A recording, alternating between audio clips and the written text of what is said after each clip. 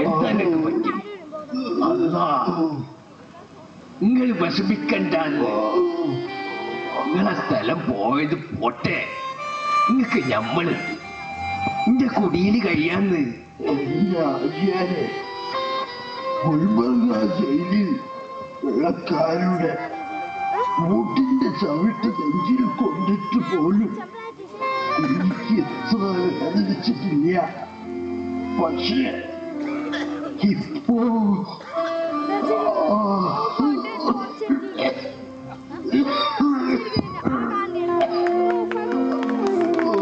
കണ്ണോർക്ക് ചങ്ങായി, ആരെങ്കിലും ഒന്ന് ഓടി വരില്ലേ? എഴുത്തച്ഛ കണ്ണോർക്കുന്നത് പഠിച്ചോനെ.